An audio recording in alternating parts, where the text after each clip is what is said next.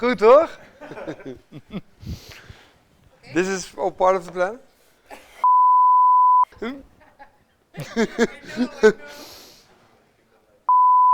You can hear me through the microphone?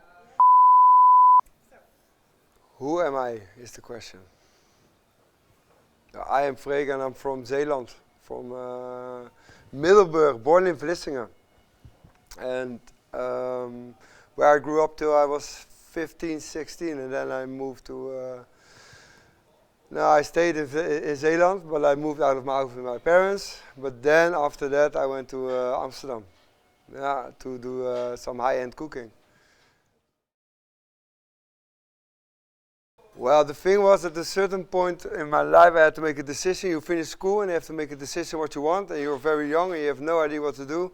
And there was this moment that I thought, okay, I like to make pies with my father, so why not be a chef? And I did not like it at all. I hated it.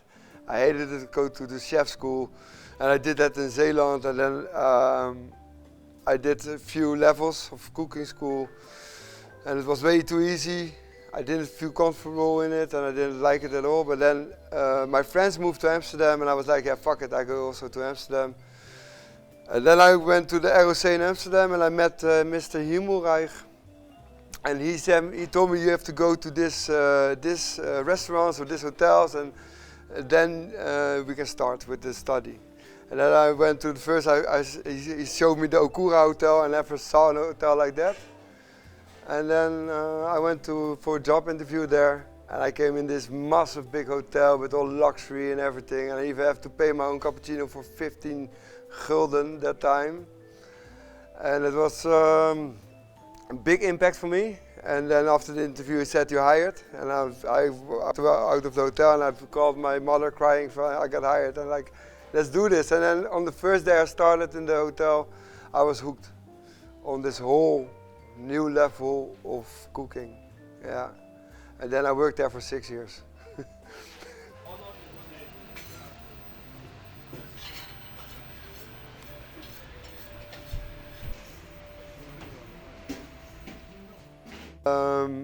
I really wanted to work in a Michelin star restaurant because you had Ciel Bleu and you had us in the main kitchen, and it triggers me to go there. And I applied for the job like 5 times with Onno Kokmeijer, and he always said no, no, no.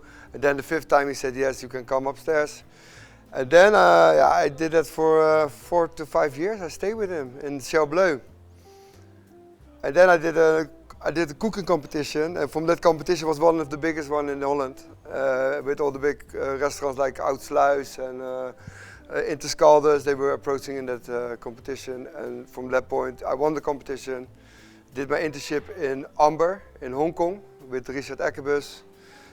Stayed there, and then I came back, and then one of the judges in the competition was Mario Ridder, and he had at that time the best restaurant of the Netherlands.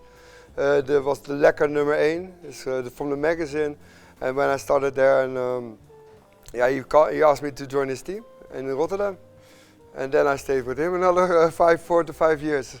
Yeah, and then so 1 year ago we started, and in 1 year we changed the full concept in the hotel into a brasserie and into a restaurant. And the restaurant is open 4 days a week, where I do a little bit fine dining, but I don't want to do the high-end cooking anymore, and I don't want to reach that level because I saw what happened in those kitchens. I do like it. I do like it also to eat there, but I don't want to run my kitchens like that.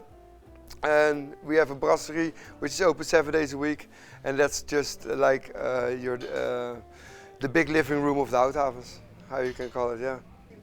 Yeah, well, basically the most of my dishes are just 3 components on the dish, 3 to 4 with strong ingredients who speak out for themselves. And I just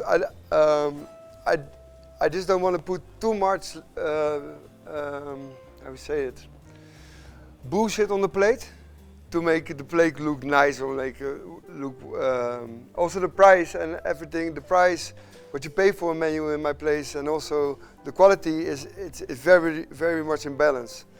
And you don't pay for overrated for 20 different kinds of salt that we don't serve, because I don't think it doesn't add anything to your dining experience. Because the dining experience, what we do in the festival restaurant is we do a little bit share dining, but you also have your bites and dishes for yourself. So it's not that, because share dining, everybody does the share dining at the moment, and but I think it's very important to share food with each other, but also talk about food with each other, and then have this makes your evening complete, instead of having this food tapas. It's also nice to eat tapas, like, of course, but not in this setting, because this setting is like more, it feels luxurious, but also everybody can come to eat here. Everybody is welcome. To really think how I created the experience for the customers is, I really feel like how, if I sit in the restaurant, what do I expect? And how I want to be treated, and also what do I want to pay for the food that I'm getting, and how should it fit in my evening vibe. Because the moment the guest walks out of his house is completely different when they walk into this restaurant. And the moment they walk in your restaurant, you have to tackle that directly to make sure everything their senses need are covered.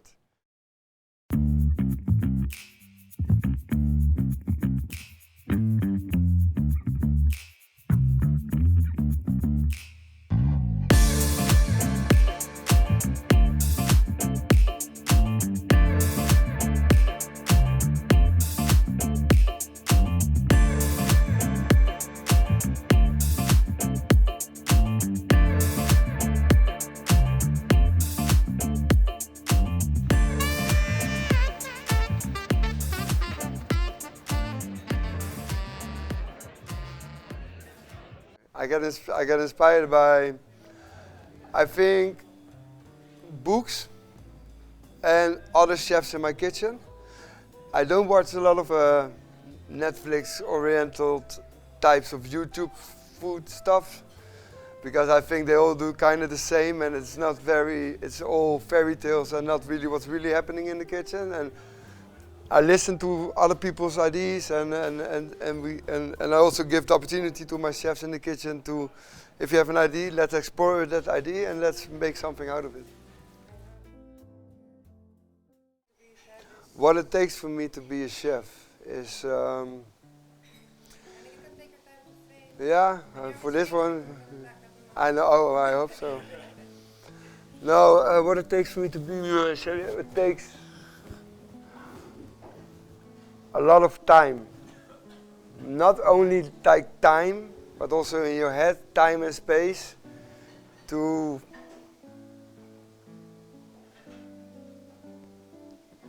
You're consistently thinking. I need to go once.